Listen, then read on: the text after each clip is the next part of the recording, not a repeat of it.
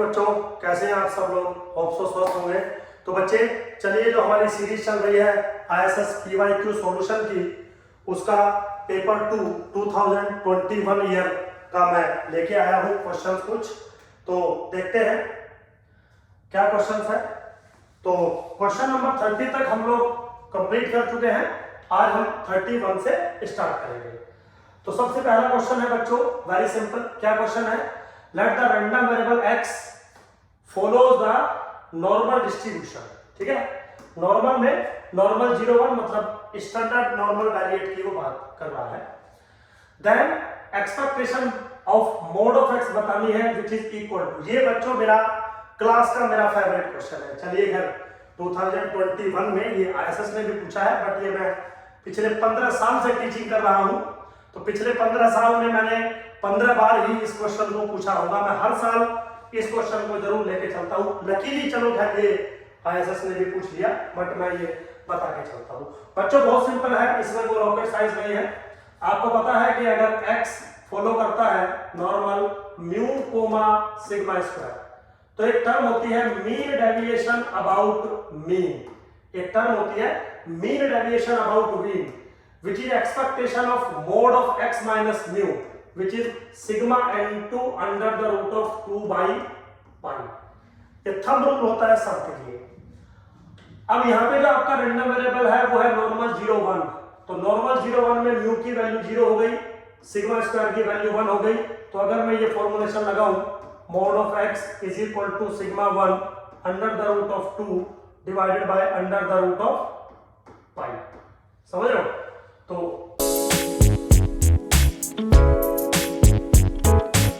Expectation of mode of x is root 2 by root pi. Option number C is the correct option. तो अगर आपको ये formula पता था, 1 सेकंड में क्वेश्चन हो जाएगा।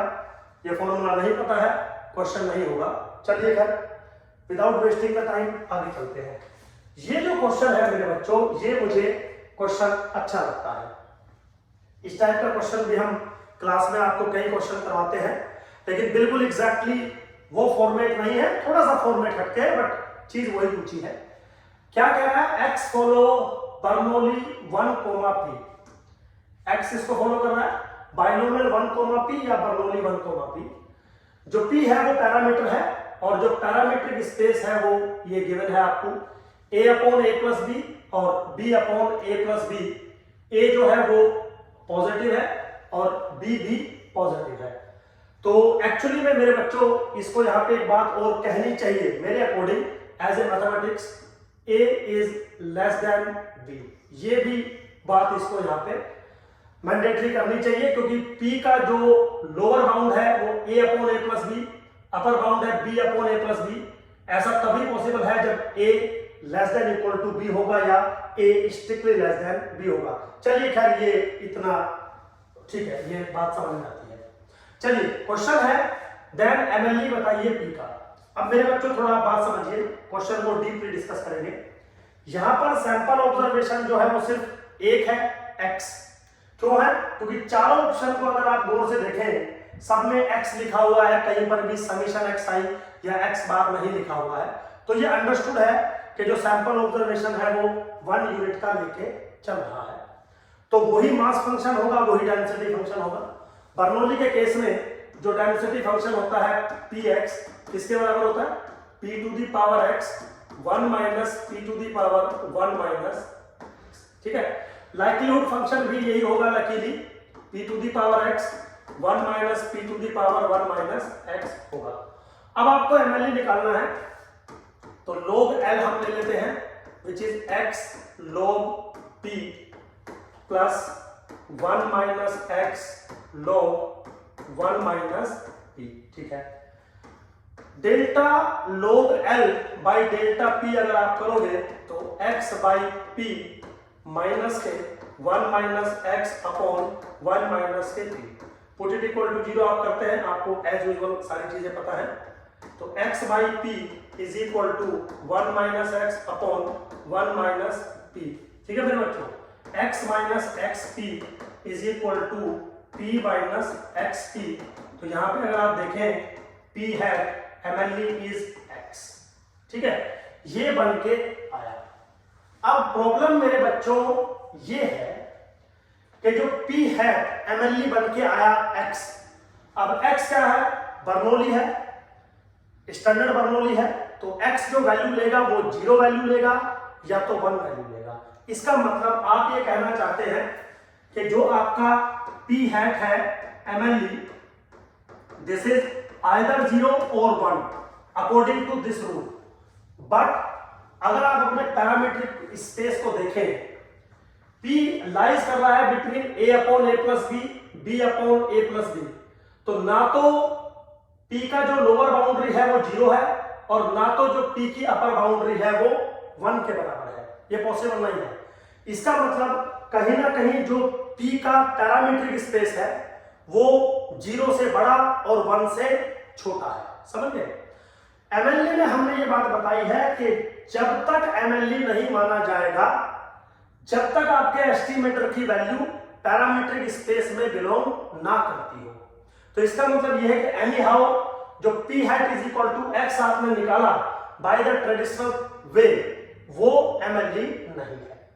अब ये जो एस्टिमेटर की वैल्यू आई वो MLE नहीं है, इसका मतलब ये नहीं है कि लाइक्लीहुड फंक्शन मैक्सिमाइज नहीं किया जा सकता या MLE नहीं निकाला जा सकता। इसके बहुत सारे तरीके हो सकते हैं। चलिए, इसके बहुत सारे तरीके से मेरा मतलब है जो इसका ट्रेडिशनल डेफिनेशन है MLE का, उस पर हम काम करते हैं। देखिए बच्चों, आपको क्या करना है, आपको बेसिकली इस L को मैक्सिमाइज करना है, L को मैक्सिमाइज करना है। और आपके पास दो केसेस हैं, या तो X की वैल्यू 0 बनेगी या तो X की वैल्यू 1 बनेगी, क्योंकि आपकी जो सैंपल ऑब्जर्वेशन है वो सिर्फ एक है। तो बच्चों, अगर X की वैल्यू मान लीजिए 0 बनती है तो L की वैल्यू किसके बराबर बनेगी, 1 माइनस P। आप सिंपली अगर X की वैल्यू 0 डालोगे इस फंक्शन में तो P टू द पावर 0 1 बन जाएगा, 1 minus P to the power 1 तो 1 माइनस P बनेगा। अब अगर X की वैल्यू आपकी 0 है, लाइक्लीहुड फंक्शन है 1 माइनस P, और आपको इसको मैक्सिमाइज करना है, इसका मतलब आपको P को मिनिमाइज करना पड़ेगा। P की मिनिमम पॉसिबल वैल्यू अगर आपसे यहां से पूछी जाए कि P belongs to close interval A divided by A plus b, B divided by A plus b, इसकी मिनिमम पॉसिबल वैल्यू बताइए P की, तो किसके बराबर बनेगी, A upon A plus b. समझ गए। तो अगर X की वैल्यू 0 है तो लाइक्लीहुड फंक्शन यानी कि दिस वन मैक्सिमाइज कब होगा, जब P मिनिमाइज होगा। और P मिनिमाइज कब होगा, यानी कि P हैट मिनिमाइज कब होगा, जब इसकी value A plus A upon A plus b के बराबर बनेगी। Very simple. जो ट्रेडिशनल तरीका है MLE निकालने का वो मैं नहीं लगा पा रहा हूं, मैं मतलब वो मैथमेटिक्स अलाउ नहीं कर रहा है हमें, तो हमने कोई दूसरा तरीका लगाया। हम कह रहे हैं कि सैंपल ऑब्जर्वेशन या तो 0 हो सकती है या तो 1। अगर 0 होगी तो लाइक्लीहुड फंक्शन इतना बनेगा। ये मैक्सिमाइज तब होगा जब P मिनिमम होगा, और P की मिनिमम वैल्यू क्या है, A upon A plus B. तो इन दिस केस MLE किसके बराबर हो गया, A upon A plus b. अब दूसरे केस पे बात करते हैं। अगर X की वैल्यू 1 हुई तो लाइक्लीहुड फंक्शन P बनेगा। चलिए, L कब मैक्सिमम होगा, जब P मैक्सिमम होगा। P की मैक्सिमम वैल्यू क्या हो सकती है, B upon A plus B. तो in this case P hat is equal to B upon A plus B बन के आया। मीन्स ये हुआ कि आप ये कहना चाहते हैं कि अगर X की वैल्यू 0 तो MLE A upon A plus b value देगा, X की वैल्यू 1 तो MLE B upon A plus b की वैल्यू देगा। बस मेरे बच्चों, इन चारों में से ऐसा फंक्शन चूज कर लीजिए जो 0 पे वैल्यू इतनी दे और 1 पे वैल्यू इतनी दे। और मैं डैम श्योर हूं कि इन चारों में से एक ही फंक्शन ऐसा होगा जो इस कंडीशन को सेटिस्फाई करेगा। देखिए कैसे, मान लीजिए आप पहले वाले को चेक करते हैं, तो मैंने क्या बोला, पहले वाला MLE तब होगा जब 0 पे ये वैल्यू मिलेगी, 1 पे ये वैल्यू मिलेगी। जरा 0 इसमें वैल्यू डालना। जब पहले वाले में अगर आप 0 वैल्यू डाल रहे हो तो आपको जो P हैट मिलेगा वो B upon A plus b मिलना चाहिए, जबकि 0 पे वैल्यू मिल क्या रही है, A upon A plus b. इसका मतलब ये नहीं हो सकता। अगर आप दूसरे में डालें, सपोज x की वैल्यू अगर आप दूसरे में 0 डालें तो क्या मिलेगा, b minus a into 0 minus के 1 upon a plus b. Value क्या मिल रही है, माइनस के 1 अपॉन a प्लस बी। ये भी नहीं होनी चाहिए क्योंकि value a upon a plus b होनी चाहिए, तो दूसरा भी पॉसिबल नहीं है। अगर हम तीसरे की बात करें और वैल्यू 0 डालें तो क्या मिलेगा, ये पोर्शन 0 हो जाएगा, a upon a plus b, a upon a plus b. इसका मतलब पहले वाला मिल गया। अब यहीं पे उससे काम नहीं चलेगा, दूसरा भी डालना पड़ेगा आपको। इसमें अगर आप x की वैल्यू 1 डालें तो क्या मिलना चाहिए, b upon a plus b. जरा इसमें x की वैल्यू 1 डालना, b माइनस a प्लस के a divided by a plus b किसके बराबर आ गया, b upon a plus b. बेटा मिल गई ना दोनों वैल्यू। एक ही फंक्शन ऐसा होगा जिसपे दोनों वैल्यू सेटिस्फाई होंगी और वो फंक्शन है c। इसका मतलब this is the function which give us the MLE. Either x will take value 0 or x will take value 1, doesn't matter. तो ऐसे बहुत सारे क्वेश्चन मैंने बच्चों को क्लास में करवाए थे। देखिए क्वेश्चन का फॉर्मेट यही रहेगा। अब जब हम क्वेश्चन क्लास में करवाते हैं तो हमने इंटरवल लिया था 1/3 से लेके 1/2 ऐसे, बस फॉर्मेट बिल्कुल सेम था, बस उसने 1/3 ना लेके ये ले लिया और 1/2 ना लेके ये ले लिया। रिजल्ट, फिनोमिना, सॉल्यूशन सब कुछ सेम रहता है। चलिए खैर कोई बात नहीं, ज्यादा डिस्कशन नहीं करेंगे, वो हमारी क्लास का काम है बच्चों। अब हम अगले क्वेश्चन पे चलते हैं। होप तो आपको ये क्वेश्चन समझ में आ गया होगा। नेक्स्ट क्वेश्चन है, कंसीडर द फॉलोइंग स्टेटमेंट। क्या स्टेटमेंट है, an unbiased estimator is always exist. बिल्कुल जरूरी नहीं है। रीजन, अनबायस्ड एस्टिमेटर तब एग्जिस्ट करता है जब expectation of t is equal to theta. मेरे बच्चों हो सकता है एक्सपेक्टेशन ऑफ t एग्जिस्ट करेगी ना, बिल्कुल पॉसिबल है ऐसा। तो अनबायस्ड एस्टिमेटर कैसे मिल जाएगा, पॉसिबल नहीं है। इसका मतलब ये हमेशा एग्जिस्ट करता हो ऐसा जरूरी नहीं है। दूसरा, sufficient statistics is always a function of MLE। बिल्कुल नहीं, ऐसा तब पॉसिबल होता है जब सफिशिएंट एस्टिमेटर और MLE एग्जिस्ट करते हैं, और MLE is the sufficient estimator होता है provided that sufficient estimator exist. Sufficient MLE हो ऐसा जरूरी नहीं होता। समझ गए ना, डिफरेंस है। इसने रिवर्स लिखा है लेकिन रिवर्स भी ट्रू नहीं होता। वो कहता है कि MLE is always sufficient provided that sufficient estimator exist. तो एक्चुअल स्टेटमेंट जो है वो ये है, ये नहीं जो आपके सामने लिखा है। थर्ड है, consistent estimator need not be unique. Yes, बहुत सारे कंसिस्टेंट एस्टिमेटर हो सकते हैं। Uniformly most powerful test is not unique. देखिए मेरे बच्चों, फोर्थ पॉइंट पे मैं कुछ कहना चाहूंगा। अगर आप देखें तो गुप्ता कपूर में ये लिखा हुआ है कि जो मोस्ट पावरफुल क्रिटिकल रीजन होता है, मोस्ट पावरफुल टेस्ट होते हैं, वो यूनिक होते हैं। ऐसा बिल्कुल नहीं है, और ये यूपीएससी ने आपसे पूछ भी लिया कि uniformly most powerful test is not unique. Answer है यस, जबकि गुप्ता कपूर में यूनिक लिखा हुआ है, आप एक बार चेक कर सकते हैं।